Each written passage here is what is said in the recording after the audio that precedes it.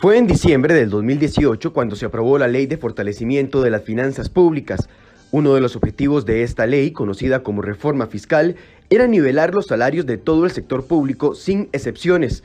Así se haría frente a la crisis económica que atraviesa el país. Sin embargo, más de un año después de aprobado el texto, el Poder Judicial sigue en su intento de ser excluido de esa regulación. El último intento fue restarle importancia a un pronunciamiento de la Contraloría, a través del cual se obliga a la Corte a respetar la reforma fiscal. La Contraloría le pidió a Fernando Cruz, presidente de la Corte, suspender un acuerdo tomado por los magistrados, en el que concluyeron que la reforma fiscal incidía en el orden y funcionamiento del Poder Judicial en materia salarial. Básicamente, la Contraloría pide disolver dicho acuerdo porque la ley aplica a todos los servidores públicos, incluidos los de la Corte. Incluso, la Contraloría advierte a Fernando Cruz de que si no adopta los lineamientos necesarios, se expone a ser destituido de su puesto. Pero tras la llegada del documento, la Corte decidió darle herramientas a Fernando Cruz para oponerse a dicha orden de la Contraloría. Lo que hicieron fue, textualmente, darle a Fernando Cruz la potestad para que ejerza las acciones y mecanismos legales ante el ente contralor contra el oficio emitido. La justificación de los magistrados es que la Contraloría no cuenta con la competencia suficiente para obligarlos a cumplir la ley. Entonces, ¿deberá o no la Corte acatar la ley aprobada hace más de un año? ¿Quiénes van a decidir si la Corte está o no incluida en la reforma fiscal? Hoy, en Enfoques, profundizamos.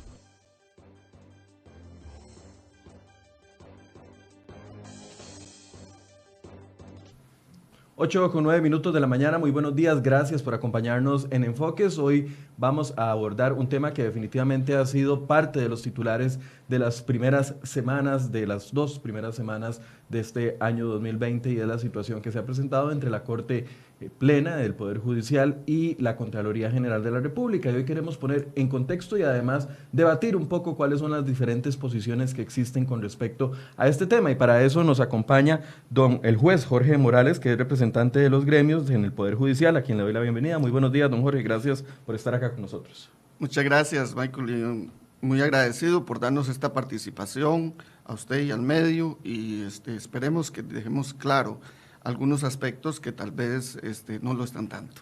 Muchas gracias, don Jorge. Y también nos acompaña el economista Eli Feinsay, que en varias ocasiones nos ha ayudado a interpretar lo que dicen las autoridades con respecto a esta ley. Don Eli, buenos días. Buenos días, Michael. Feliz año. Primera vez que nos vemos este año. Feliz año, sí. Saludos a don Jorge. Un placer estar aquí compartiendo mesa con usted. Y saludos a toda la audiencia también, por supuesto.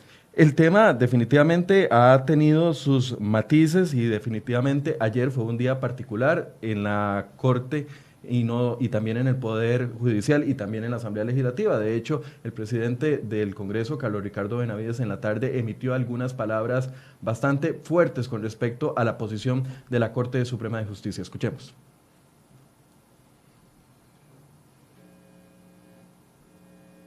La reforma ha supuesto incluso una proyección de 1 millón de millones, es decir, 1 billón de colones, para los efectos de solamente la Caja Costarricense del Seguro Social y estirar al menos 5 años la vida del seguro de enfermedad y maternidad. Y así en otras instituciones, pero va a ser insalvable si la regla fiscal no se aplica a todas las instituciones y si los funcionarios y funcionarias públicas todos entienden que las limitaciones en sus pluses salariales aplican para todos y no es una cuestión así como voluntaria, a mí me aplica, a vos te aplica, a vos sí y a mí no, porque así no funciona. Es parejo. En esta Asamblea Legislativa lo hemos aplicado de esa manera. El Poder Judicial debe aplicarlo igualmente. Las universidades deben aplicarlo igualmente.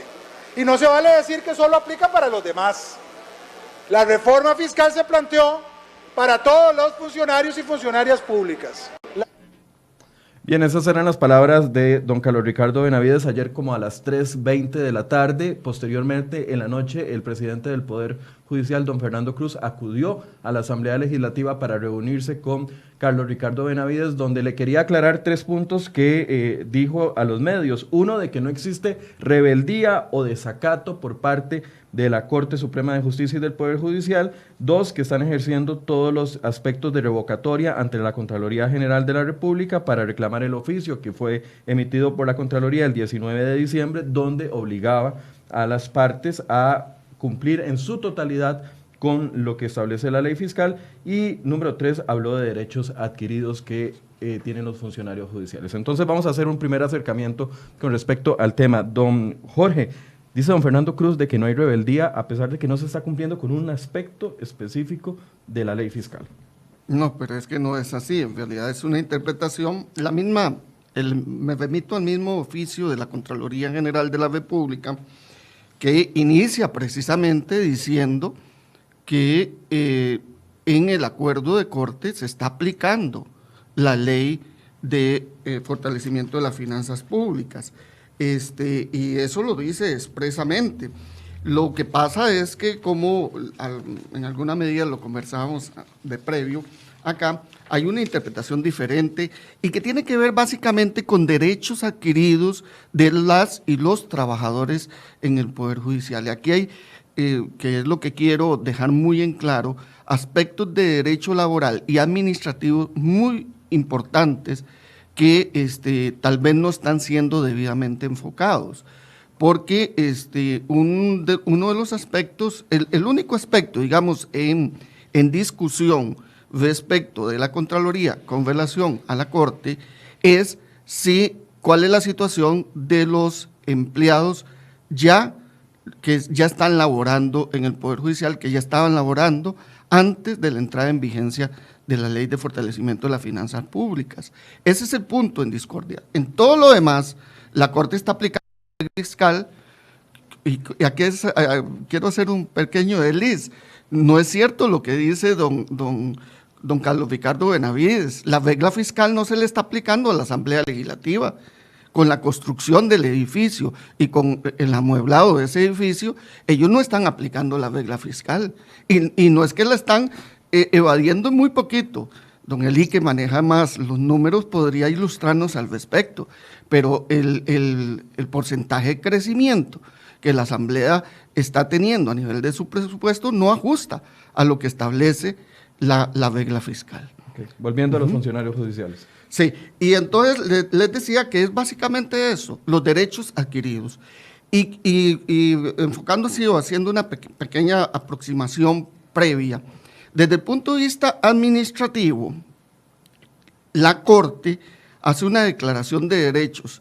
La Contraloría tiene una visión diferente, dice que ahí no hay una declaración de derechos subjetivos. Eso no es así porque ya los componentes salariales, tal y como los definió la Corte, se están pagando en esa forma a toda la planilla de los empleados que estaban contratados o eran parte del estatuto del servicio civil, del servicio judicial antes de la entrada en vigencia de la ley fiscal. Es decir, ya nosotros tenemos esos derechos incorporados en nuestro haber.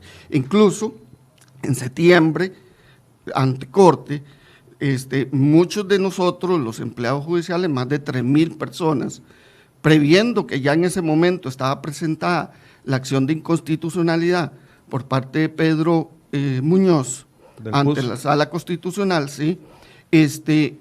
Hicimos una manifestación a Corte dándonos por notificados de la declaración de derechos subjetivos a favor nuestro que había hecho la Corte en marzo. Es decir, ya nosotros, desde el punto de vista administrativo, dijimos, esto se integró a nuestra relación de servicio, y ante esa situación surge una cuestión administrativa que quiero explicarla muy sencilla, en forma muy sencilla, y es que este grupo de empleados, para discutirle esos derechos, sea que tenga o no tenga razón la Corte, o sea que tenga o no tenga razón la Contraloría, hay que hacerlo en un contencioso, en un proceso de lesividad.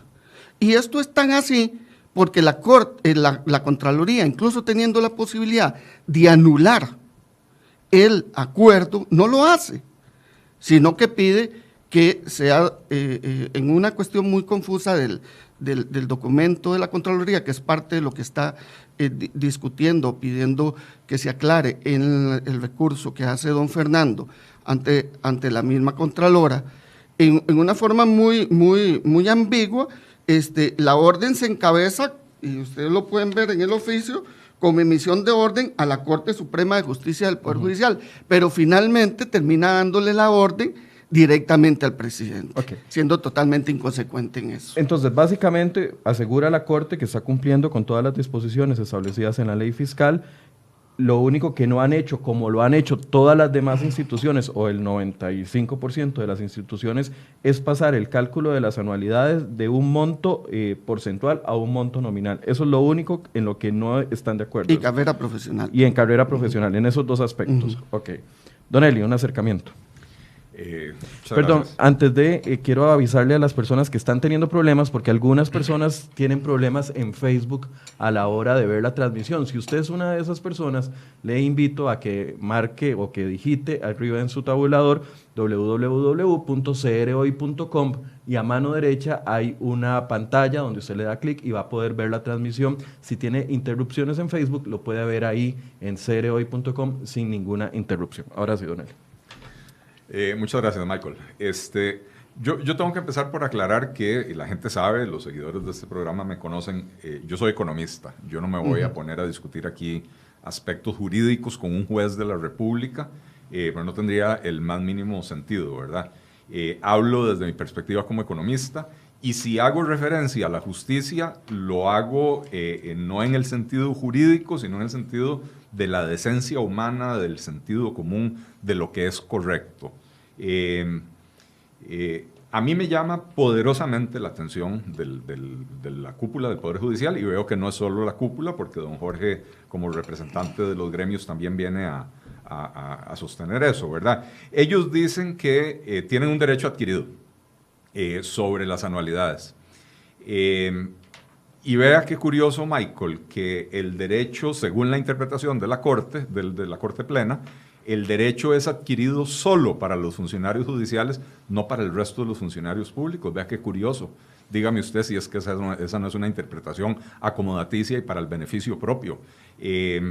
Porque al resto de los funcionarios públicos, la Sala Cuarta o la Corte Plena, o yo no sé quién fue, definió que no había ningún problema con la reforma fiscal. Es solo cuando se le aplica a ellos. O sea, para mis amigos todo y para mis enemigos la ley, ¿verdad? Básicamente en este caso es para mis amigos todo y para el resto de la gente la ley. Eso es lo que está aplicando el Poder Judicial. Para empezar, lo que establece la reforma fiscal es que a partir de su entrada en vigencia, las anualidades se empiezan a calcular como un monto fijo. Aquí no se le está negando a nadie el derecho que tiene sobre la anualidad. La anualidad sigue existiendo. Si don Jorge, por ejemplo, tiene 25 años trabajando en el Poder Judicial, tiene derecho a 25 anualidades. Lo que pasa es que las anualidades, por la forma porcentual en que se calculan en el Poder Judicial, si el año pasado una anualidad valía 20,000 colones, este año esa anualidad vale, digamos, 21,000 colones. Pero cuando usted las multiplica por los 25 años que tiene acumulados, entonces el aumento ya no fue de 1,000 colones, sino que le aumenta cada uno de los 25 años anteriores. Entonces el aumento es de 25,000 colones por esa vía, ¿verdad?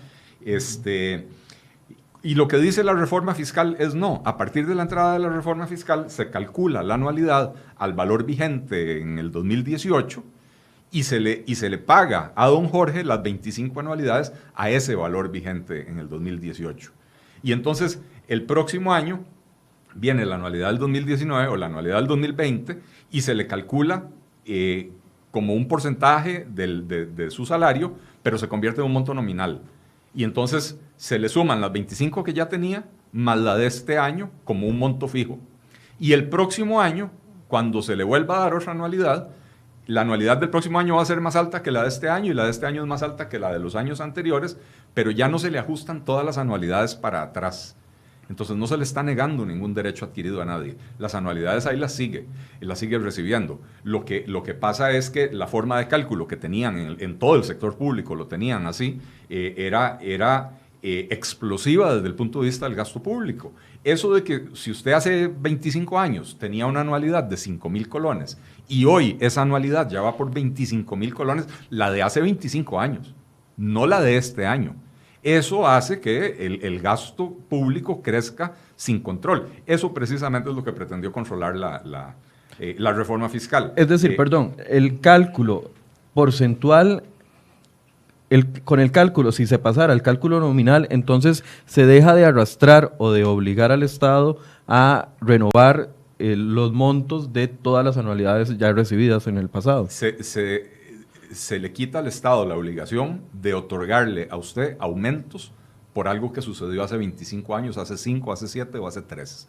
Okay. Simple y sencillamente se dice, ok, su anualidad del año 2018 equivalía a 25.000 colones, le voy a seguir dando por el año 2018 25.000 colones por el resto de su vida laboral, ¿verdad? Por cada año que pase.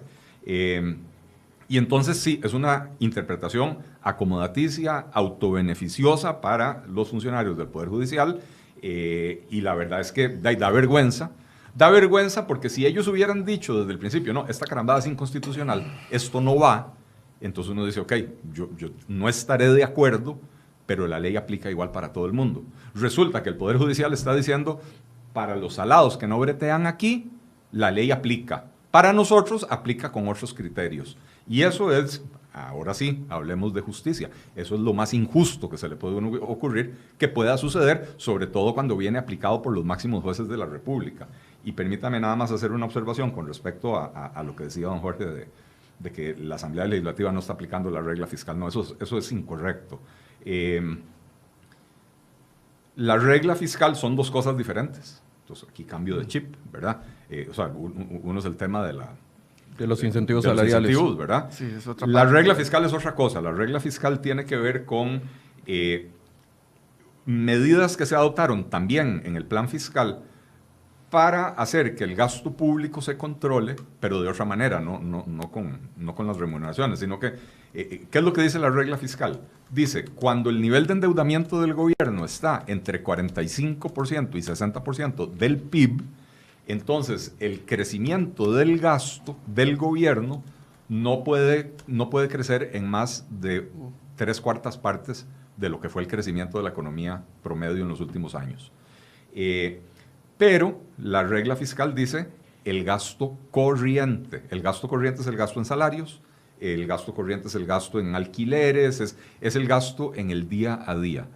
La inversión en activos fijos está expresamente excluida de la regla fiscal en este momento, cuando estamos con la deuda entre el 45 y el 60%. Entonces, el proyecto de construcción de la Asamblea Legislativa que viene de atrás no viola la regla fiscal en el 2020. No la viola porque en el 2020 los gastos de inversión, más bien la inversión en activos fijos, no tiene límites de crecimiento.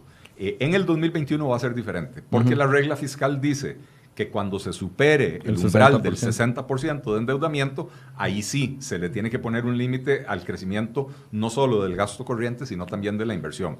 Y entonces habrá que ver cómo ajustan el presupuesto. Permítame hacer referencia nada más a una nota del mismo CR hoy que dice que los costarricenses pagaríamos entre 1 millón y 1.2 millones mensuales durante 14 años como cuota de arrendamiento para cancelar el monto total del nuevo edificio. Sí, pero no desviemos la atención, que don Jorge, estaría en operación en el 2020. Yo lo que pregunto desde la misma perspectiva de don Eli, porque don Eli tiene aquí un grave problema.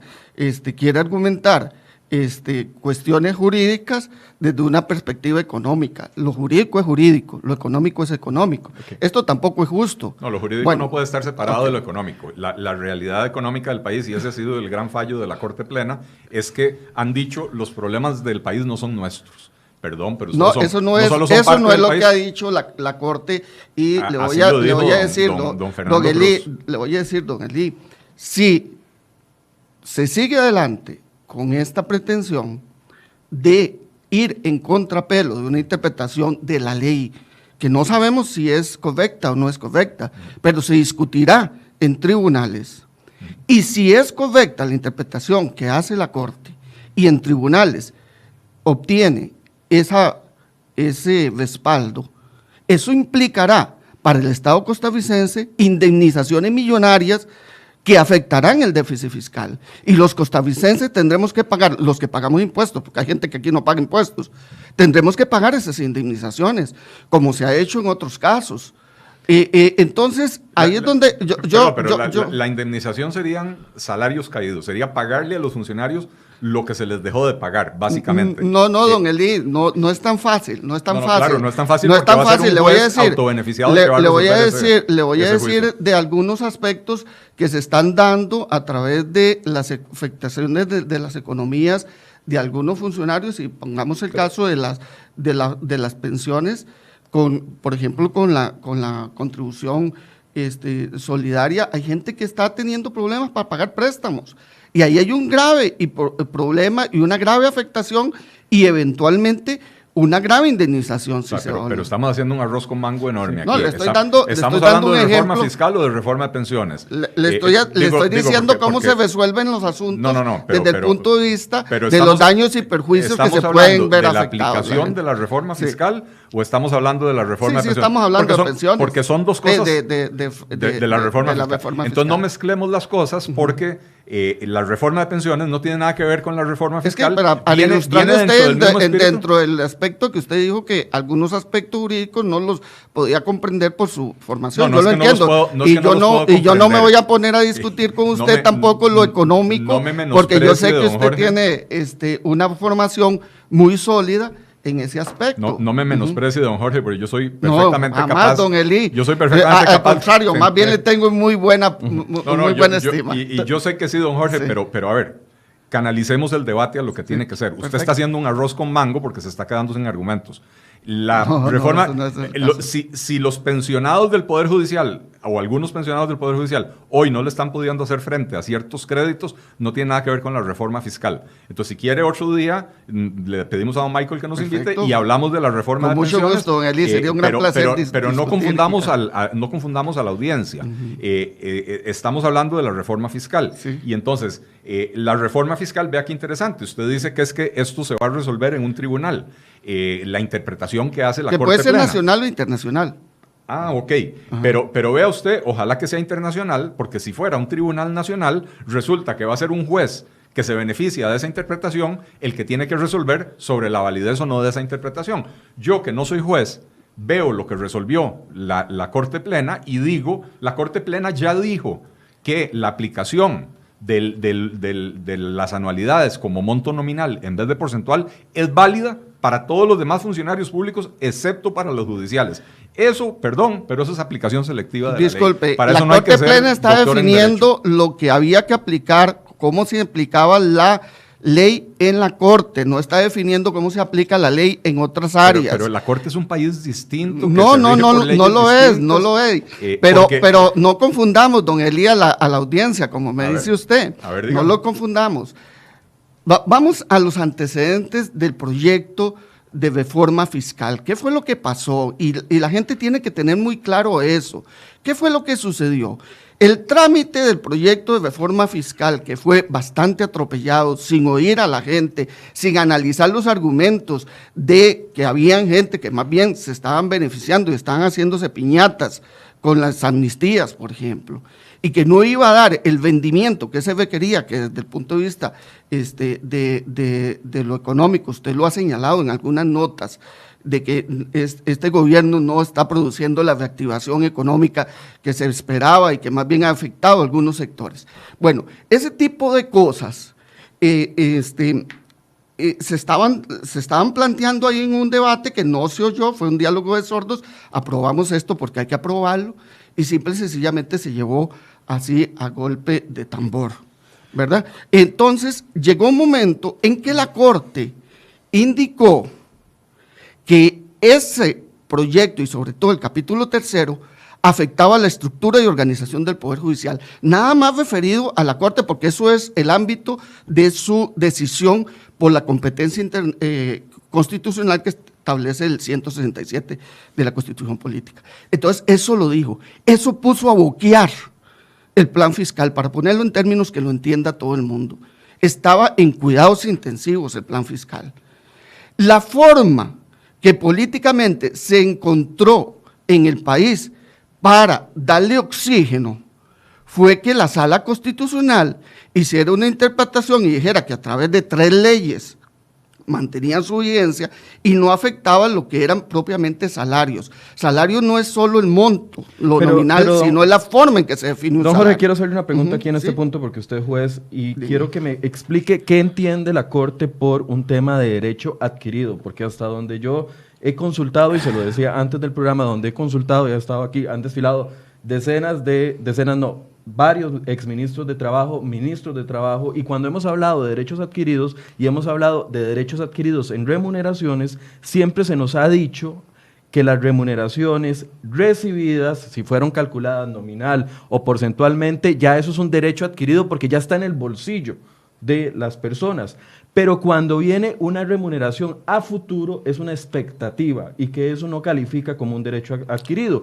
Y ustedes al decir que el porcentaje les afecta, si se mantiene porcentual o si se pasa nominal, les afectaría en remuneraciones, estarían diciendo de que lo que les está afectando es una expectativa de recibir. Entonces serían intocables cualquier cambio en materia salarial. En una relación de empleo, y pongámoslo en lo privado también, si usted es periodista y se define una forma en que se va a establecer su salario, eso es una cuestión que está tutelada por el ordenamiento como un derecho adquirido. La forma en que se va a definir su salario es parte del derecho que usted tiene adquirido. Lo que usted reciba, obviamente, a futuro, no es hasta que lo reciba, porque usted podría cesar por un incumplimiento laboral hoy o después, eso, ¿verdad? Pero la forma, la relación quitando estatutaria que establece esa situación sí está incorporado dentro de los derechos del trabajador. Es decir, el cálculo porcentual para ustedes está calculado. Para mí, para todos los empleados públicos que tenían una relación estatutaria antes de la entrada en vigencia de la Ley de Fortalecimiento de las Finanzas Públicas, tenían derecho a que se les respete su fijación de anualidades. Pero hay una ley que lo está estableciendo nominal. Lo está estableciendo nominal, pero no puede tener efecto retroactivo. Eso tiene efecto hacia futuro. Eso fue lo que incluso se vendió, que como era la ley. Pero escúcheme para que pueda responderme la pregunta. Dime. Si no fuese expectativa, o sea, se está haciendo el cambio a futuro.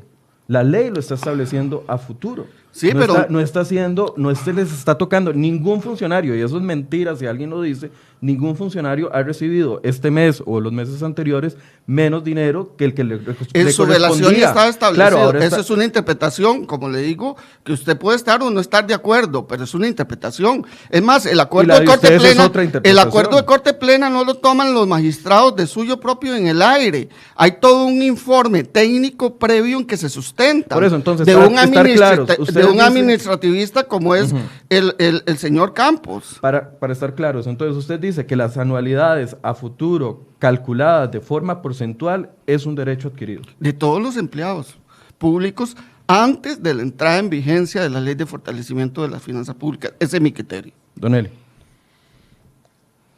Es que estamos lloviendo sobre mojado. Retroactivo hubiera sido la aplicación si a un funcionario público le hubieran dicho, mire, todos los años anteriores yo le fui dando a usted aumento sobre aumento, porque eso es lo que era la anualidad. Era un aumento sobre un aumento porque la anualidad del año pasado yo se la volví a ajustar este año, cuando lo que había que hacer era ajustar únicamente el salario base, y a la hora de ajustar el salario base se ajustaba todo lo demás, ¿verdad? Entonces, retroactividad hubiera sido haberle dicho a don Jorge, devuélvame toda la plata que le pagué de más, porque en realidad se le pagó plata de más a él y a todos los funcionarios públicos de este país. Ahora, tampoco queremos provocar un caos social y provocar que todos los funcionarios públicos se tengan que endeudar para devolver esos dineros. No voy a decir que son dineros mal habidos, son dineros que ellos recibieron bajo las reglas vigentes en ese momento. Pero el país es perfectamente libre de tomar una decisión democrática consciente por medio de la Asamblea Legislativa, que es el único poder de la República autorizado para emitir leyes, ¿verdad? El país puede tomar la decisión consciente de decir, ok, a partir de hoy cambio las reglas. Entonces, si usted tenía 20 anualidades acumuladas, las sigue teniendo. Pero si su anualidad de 1998 era de 5,000 colones, se mantiene en pero los a lo 5,000. largo, no, pero a lo largo de los 20 años, ya la del 98 se la estoy pagando a 25,000 colones, no a 5,000, le voy a seguir pagando 25,000, pero ya no va a seguir creciendo para adelante. Y entonces no le toque nada de sus derechos para atrás.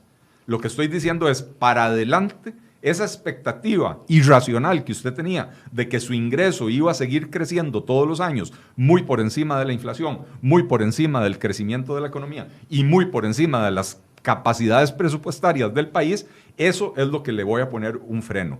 A partir de hoy, su anualidad, que en el 98 valía 5,000 colones, en el 2018 llegó a valer 25,000 colones, a partir de hoy se la sigo pagando en 25,000 colones. La del 2019 se la voy a pagar un poquito más alto porque la del 2018 porque se va a ajustar por el aumento de su salario base. Pero una vez que ya la calculé, digamos que en vez de 25,000, la del 2019 fue 26,000 colones, se queda en 26,000 colones por el resto de la vida. Después viene el 2020, se la vuelvo a ajustar porque hubo inflación. Entonces, la anualidad se la calculé, ya no eran 26,000, eran 26,750 colones. Entonces, la del 2020 se la pago en 26,750, la del 2019 en 26,000, la del 2018 y todas para atrás en 25,000 cada una, ¿verdad? Pero en adelante se quedan como un monto fijo. Eso es lo que dice el plan fiscal y el país tiene derecho, absoluto derecho, de tomar decisiones de esa naturaleza, cambiar las reglas del juego. Ciertamente hay un cambio en las reglas del juego, pero a mí lo que no deja de sorprenderme y de llamarme la atención es la frialdad con la que la Corte Plena se deja decir que entonces esa fórmula de cálculo, esa nueva manera de cálculo, está bien mientras se la apliquen a todos los demás y no a mí. Eso es lo que es indignante, eso es lo que es indecente, eso es lo que es sorprendente. Por más que se repita una cosa muchas veces, y si es imprecisa, sigue siendo imprecisa. Pero señáleme cuál es lo de la Corte lo que dijo es cómo se aplica la ley de fortalecimiento de las finanzas públicas a los empleados judiciales. No ha dicho que no se aplique así a los demás. Eso si hay que discutirlo en un contencioso. Pero no es eso lo que está diciendo la Corte. Y aquí no engañemos a la gente en ese sentido. Y hay otra cosa que quiero señalarle, que estamos hablando de que es un trato privilegiado. No, miren, le voy a decir, y voy a ponerle un ejemplo, la Contraloría. Le acabo de hacer la consulta a la Contraloría, porque la Contraloría pasa de un sistema de pluses a un sistema de salario único. Y eso implicó, según lo que tengo la información, pero quiero que me la confirmen oficialmente, implicó un aumento en las remuneraciones. Es decir, en crisis fiscal, la Contralora gana más hoy por la modificación del sistema. Es cierto que a futuro se pretende que eso implique una economía, pero en este momento lo que está ganando más de 6 millones la Contralora y el subcontralor por ahí. Entonces, aquí sí ya no hay crisis, aquí sí ya no tenemos un trato. Perdón, don Jorge, ¿en qué fecha se hizo ese cambio en la Contraloría? Al salario, no tengo la información, porque fue hace más de una década. Porque fue hace más de una década. Bueno, o cuando fuera, en el banco, bueno, voy a ver, porque eso no se lo puedo refutar o no, claro, porque afirmar, porque yo hice la consulta. Sin conocimiento de causa. Estoy haciendo una consulta y no me la han contestado. Okay. Es decir, si no lo han contestado la Contraloría, tal vez la Contraloría me lo aclare, pero hay varias instituciones que están pasando, Jorge, de salario con pluses a salario a salario único, y eso es un gran problema de la ley de empleo público. Disculpe, sí, claro, que le traiga a colación un tema que específicamente el que estamos tratando. Es un gran problema de la ley de empleo público, porque hacer ese cambio resulta más caro en tiempos de crisis. Don Jorge, quiero hacerle una pregunta con respecto a esto de los derechos adquiridos y de lo que puede ser una expectativa. Recuerdo que cuando he hecho notas, por ejemplo, de las convenciones colectivas de la gente de Recope, la gente de Habdeba, cada vez que hablaba con los sindicatos de cada una de esas instituciones me decían, no, es que los anteojos están en una convención colectiva y es un componente de mi salario. No, es que si yo trabajo en un segundo piso, por lo estúpido que sea, y perdón que use la palabra, pero así decía la convención colectiva de Habdeba, si usted trabaja más de cierta cantidad de metros despegado del piso, recibe un plus, y etcétera, etcétera. Y así se fue haciendo el componente salarial de los empleados de Habdeba y de los empleados de Recope. Cuando viene la Sala Constitucional y comienza a traerse abajo todos esos beneficios abusivos, muchos dijeron el mismo argumento que usted está diciendo, era un derecho adquirido, era un derecho que ya teníamos, es un componente de nuestro salario. Sin embargo, la misma Sala Constitucional, cuando se trataba de empleados de afuera, no empleados judiciales, se trajo abajo esos componentes que ellos pregonaban de que eran derechos adquiridos. No es que la interpretación de ustedes está yendo muy allá. No, pero, bueno, vamos a ver, en la Corte no hay convención colectiva. No, yo sé. Eso para aclararlo de entrada, yo lo sé. Y este es otro tema, ¿verdad? Yo lo sé. Partiendo de lo que nos dijo claro. don Elías, sí nos salimos bastante, pero déjeme explicarle que Ellos la convención colectiva... es que ellos decían de que eran componentes a su salario y por lo tal era un derecho adquirido. Permítame explicarle cuál es la situación, digamos, desde el punto de vista de la interpretación jurídica, que tal vez en este caso no es la mejor, porque yo soy formado en lo penal y no tanto en lo laboral, pero la convención colectiva es un acuerdo entre patrono y trabajador. El problema que se dio con las convenciones colectivas en el sector público y que es parte de lo que ha venido resolviendo la Sala Constitucional es que no está muy bien definido las partes negociantes, porque en términos generales el Estado digamos, sería la contraparte del trabajador. Mi patrono es el Estado, ni siquiera la Corte directamente. Entonces, algunos de esos temas se han visto reflejados en ese aspecto de las convenciones colectivas y por eso se han venido abajo esas convenciones colectivas, como usted lo señala, y no lo voy aquí a ocultar. Yo no vengo aquí nada más que a exponer lo que desde el punto de vista jurídico creo que es la interpretación y lo correcto y la aplicación de la ley. Han habido abusos con las convenciones colectivas, sobre todo porque, como lo digo, sí, digamos, los mismos titulares de las instituciones disponían cosas que no iban a salir de su bolsillo y era muy fácil. El punto es que ellos lo identificaban como parte de su salario porque era como un componente de su salario y al quitarse les afectaba su patrimonio. Le estoy diciendo que si fuera una convención colectiva en el sector privado es ley entre las partes. Y si la convención, la negociación es que usted negocia con CR hoy, que cuando usted está frente a un micrófono, pero tiene un... Dígame una cosa, la ley, esa ley entre las partes está por encima de una ley de la República, ¿verdad que no? No, es igual. No es igual. En una convención colectiva, negociar entre patrono... La Sala Cuarta ha dicho que la ley de la República está por encima de las convenciones. Bueno, estoy hablando de la ley, la convención colectiva que negocian los periodistas de CR Hoy con el periódico CR Hoy. Que no tengo por aquello, ¿verdad? No hay. No existe. No hay. Por aquello. Pero si alguien está pensando. Eso, pero le estoy poniendo ejemplos. Vuelvo a mi punto. O sea, en el pasado, empleados del Estado han identificado componentes salariales adquiridos de A, B, C forma, establecidos y pagados como derechos adquiridos y eventualmente hasta en la misma Sala Cuarta se han caído. Le estoy diciendo por qué se cayó. Si hay una convención colectiva que negocia usted Jorge, con su patrono, eso es parte del componente salarial suyo. ¿Por qué entonces ustedes interpretan que ese es un derecho tan fijo que no se les puede tocar el cálculo? Nadie les está quitando ni la carrera profesional ni las anualidades. Es la forma de cálculo. ¿Ustedes entienden de que eso afecta a las finanzas del Estado o no les importa? No, mire, discúlpeme, la amnistía afectó las finanzas del Estado. La amnistía, no voy a defender la amnistía porque no me corresponde. Lo que yo le digo es que el ajuste de manera fiscal hay que hacerlo conforme a la legislación. Y la legislación la interpretan los jueces y los organismos internacionales. ¿Cómo debe aplicarse? Nos guste o no les guste. Aquí, como yo se lo exponía, y esto es parte de toda esta discusión, que es parte de lo que no hemos abordado y supongo que nos va a costar mucho abordarlo, es que esta discusión incluso ya estaba planteada en la Sala Constitucional.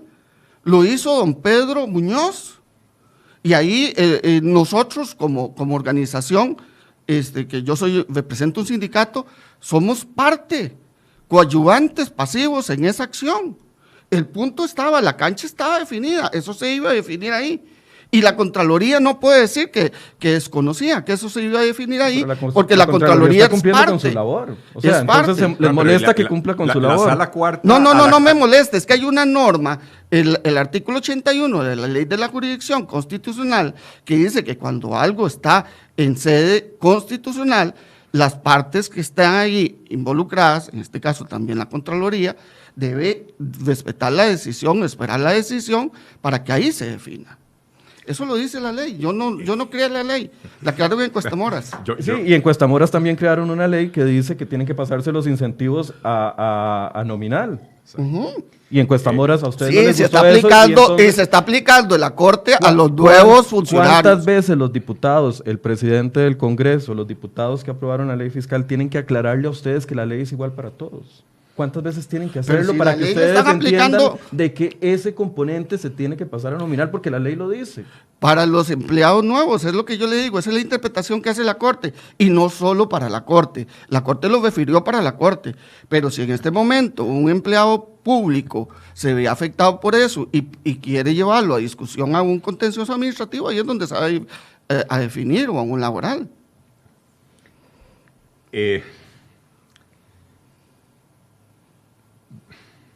No sé ni por dónde empezar. La Sala Cuarta, en muchas ocasiones, cuando se presentan acciones de inconstitucionalidad o recursos de amparo, toma,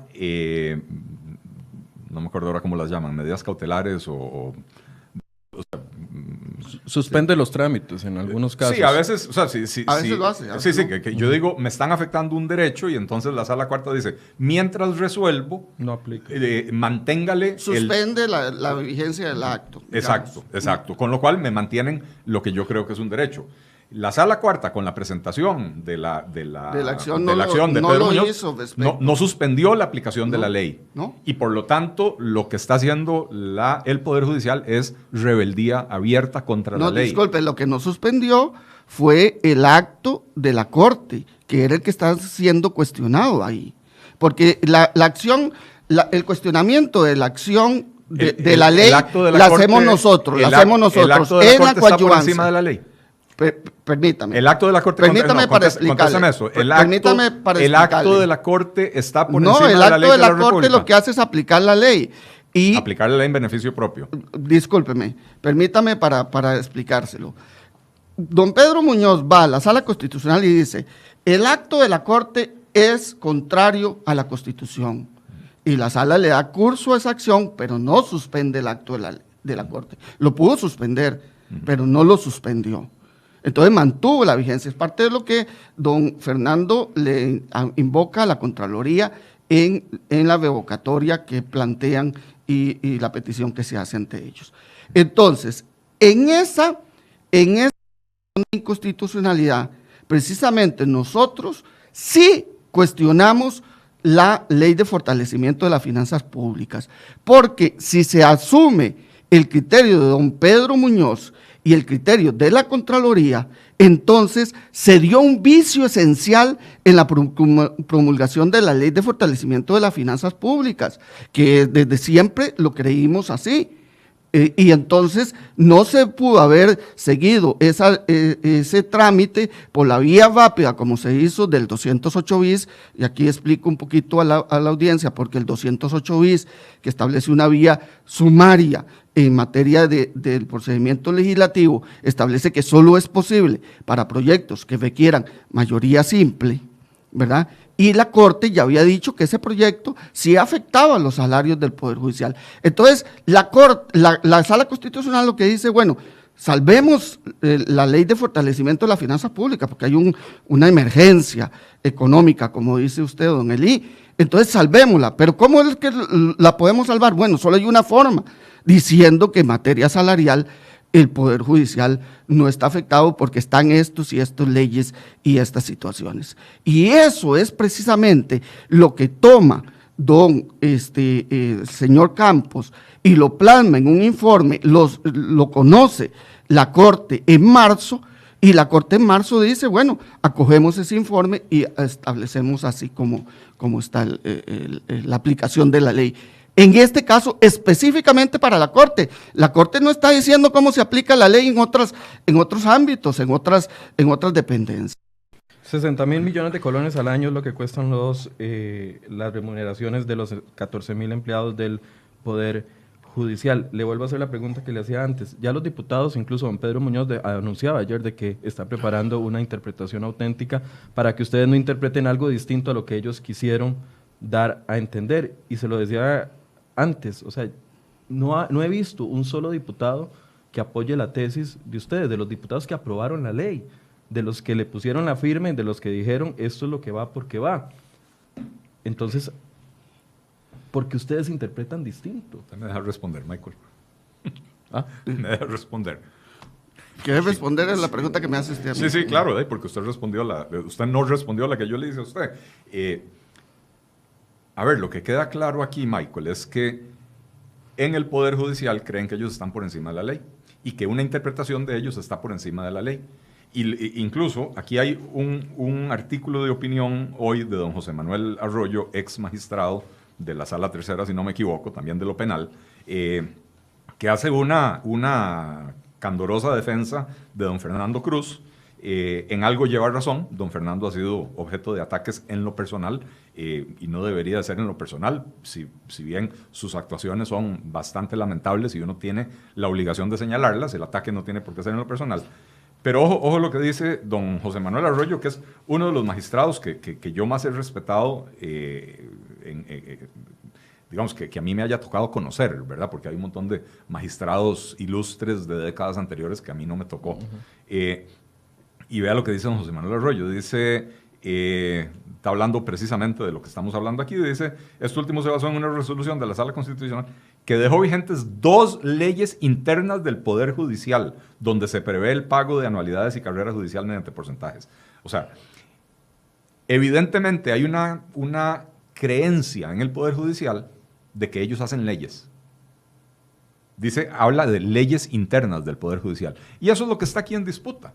Todo lo que está defendiendo don Jorge es que lo que ellos definen para sí mismos está por encima de cualquier ley de la República, que la Asamblea Legislativa no aplica para ellos, ¿verdad? Eso es básicamente lo que está defendiendo. Y lo hace creando nebulosas y desviando el tema de atención. Primero sacó lo de la construcción de la Asamblea Legislativa.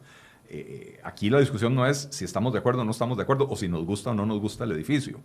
Si estamos de acuerdo que se construya ese adefesio o no.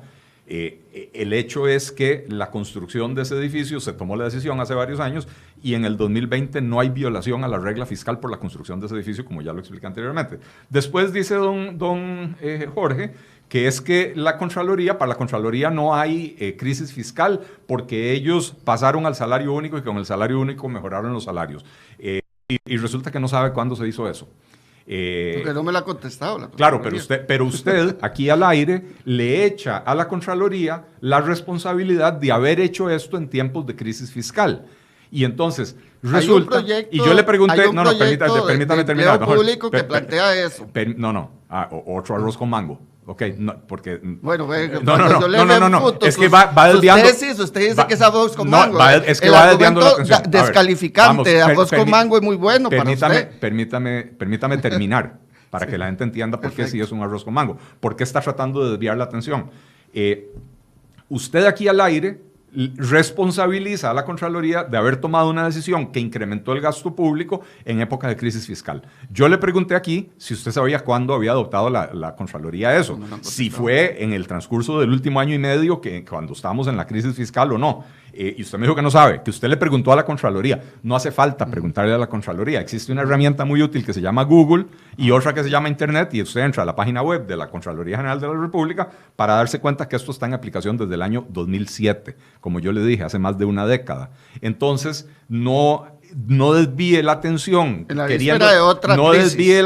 queriendo decir que el Poder Judicial hoy puede hacer lo que se le pegue la gana porque la Contraloría hace 12 años o 13 aplicó el salario único. Segundo, no desvíe la atención con la ley de empleo público. Yo me manifesté en contra del proyecto de ley de empleo público precisamente por lo que usted señala.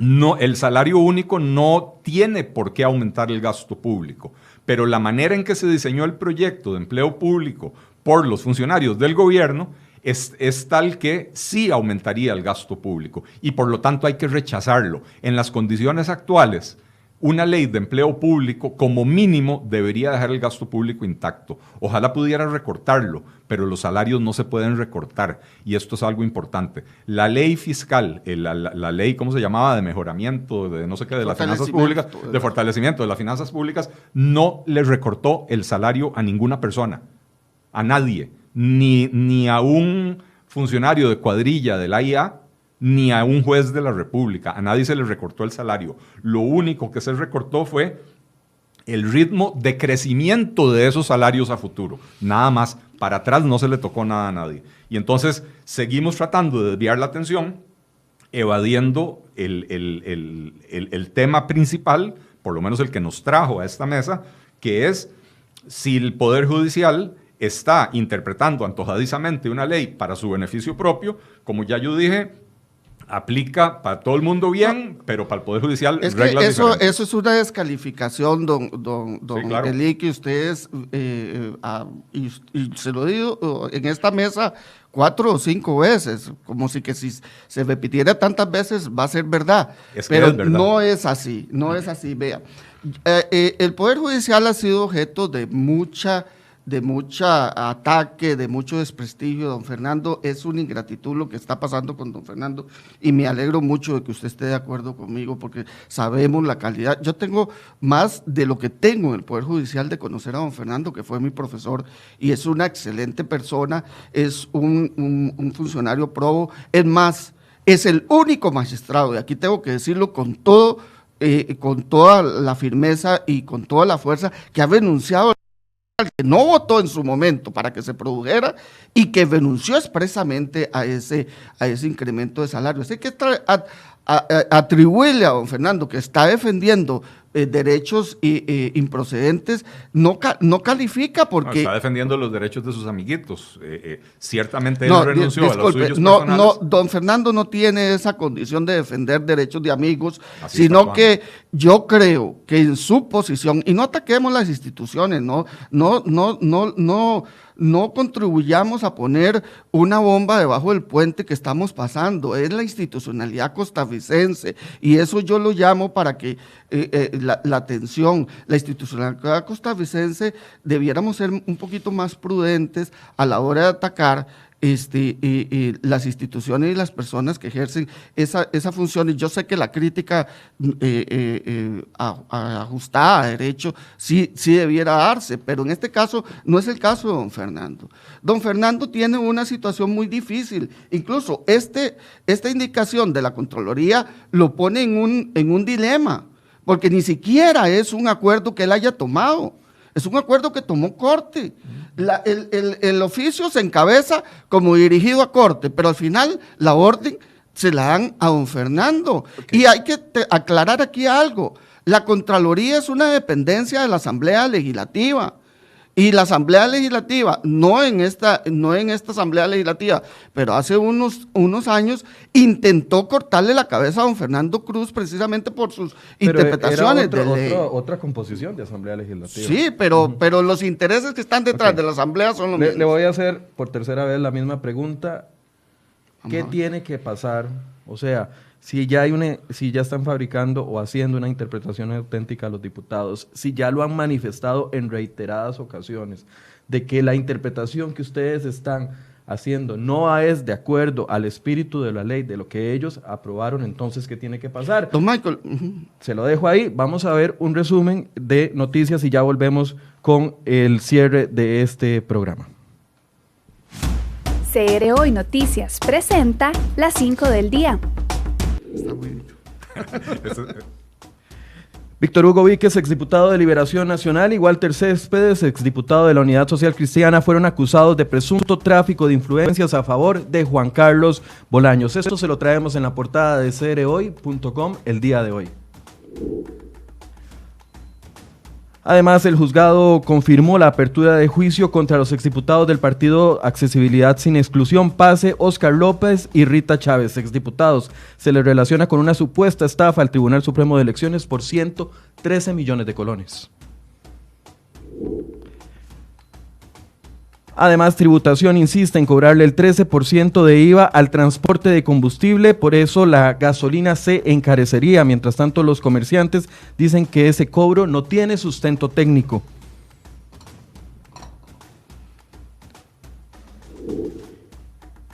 Y buenas noticias para el comercio. El sector comercio alcanzó una variación interanual de 1% en noviembre pasado, según el índice mensual. Hay una pequeña recuperación. Le traemos un informe detallado de cuáles sectores se recuperaron en cerehoy.com. Y por último, una noticia que les teníamos en exclusiva el día de ayer. Ricardo Allen, ex representante de Costa Rica ante el Banco Centroamericano de Integración Económica y quien sobrepesan 3 condenas, quedó en libertad. Eso al cumplir la mitad de su condena. Ahora solamente tendrá que firmar una vez por semana.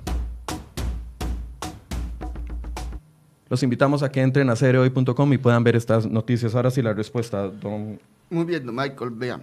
Si la Asamblea Legislativa hace una interpretación auténtica que diga que la Ley de Fortalecimiento de las Finanzas Públicas sí afectaba la forma en que se componen los salarios del Poder Judicial, eso implica el reconocimiento expreso de que hubo un vicio en la tramitación del expediente legislativo respectivo e implicará eventualmente una discusión de constitucionalidad de la Ley de Fortalecimiento de las Finanzas Públicas en su momento, porque lo que resolvió la Sala Constitucional a través de la consulta legislativa que se hizo en el procedimiento, esa por disposición expresa de la Ley de la Jurisdicción Constitucional, el artículo 93, no es vinculante en tanto no estableció que existía un vicio. La ley dice que solo las resoluciones, que no es un dictamen, como dice la Contraloría, es una sentencia, solo las resoluciones de la Sala Constitucional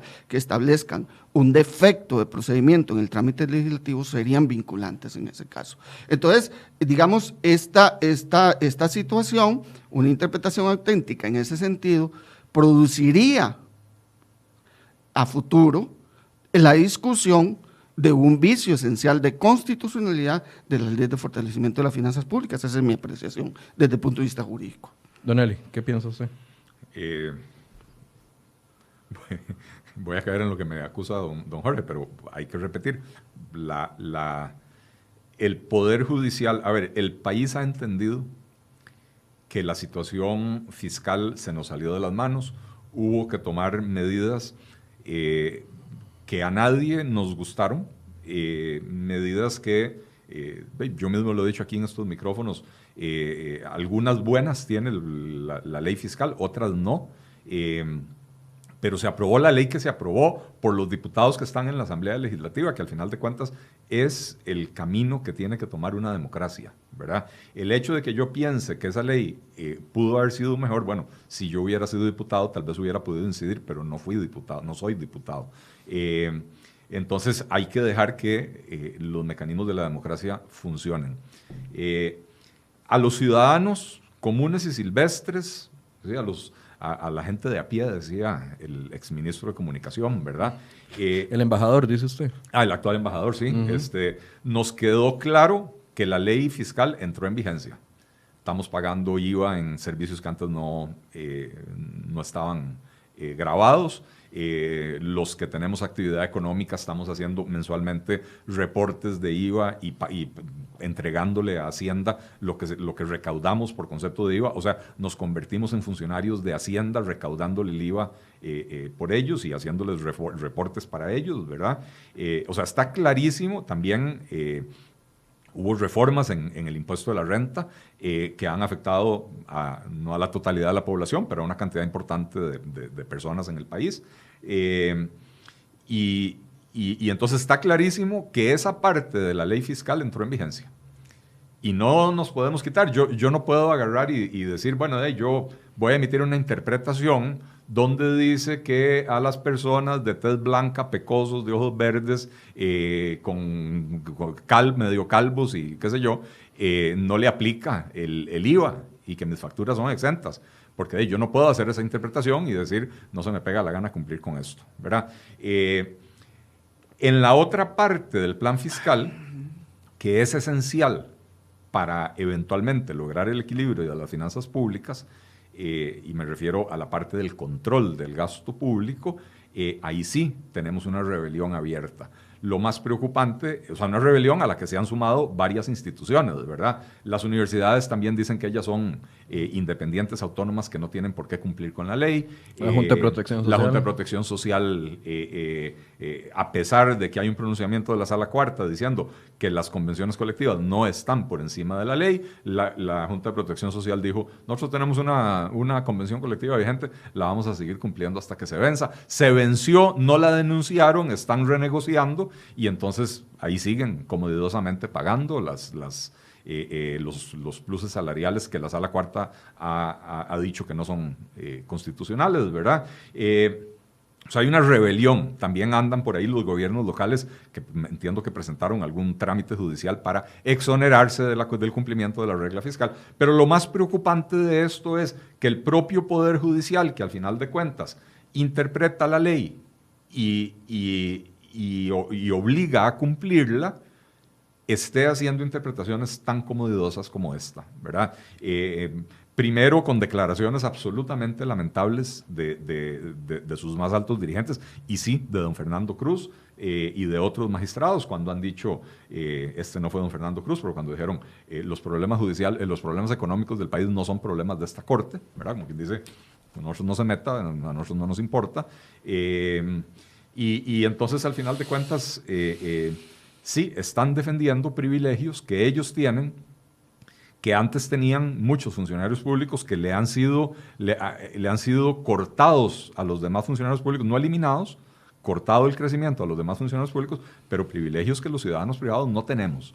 Y entonces ellos se valen de ese poder que tienen de interpretar la ley para interpretarla, como he dicho yo, a su antojo, en su beneficio propio, con absoluto desprecio por la gravedad de la situación económica del país.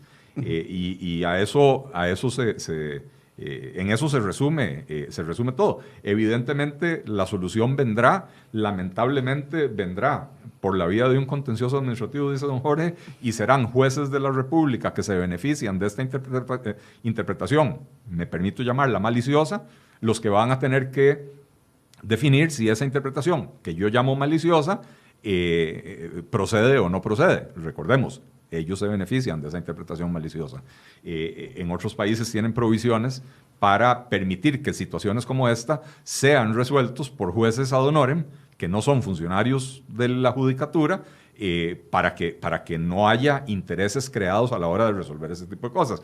Y si no, habrá que elevar esto, como dice don Jorge, a algún organismo internacional o algún juzgado internacional para que lo resuelva. En Costa Rica se manosean esas instituciones internacionales y se dice en nombre de ellas un montón de cosas, ¿verdad?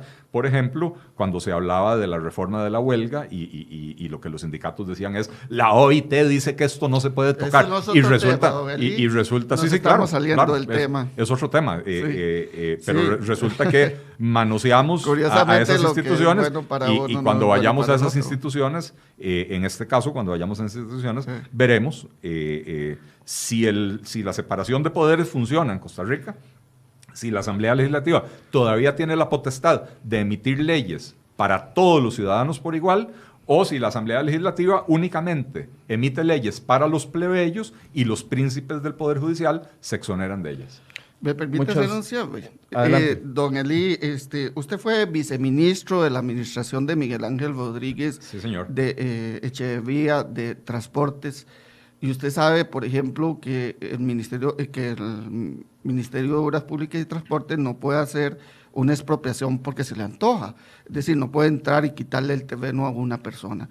Ahí, en el Estado de Derecho, que todavía creo que vivimos, hay tres poderes. El Poder Legislativo crea las leyes, el Poder Ejecutivo las ejecuta, ¿verdad? Y las promulga también, y esa es la interpretación de las leyes le corresponde al Poder Judicial.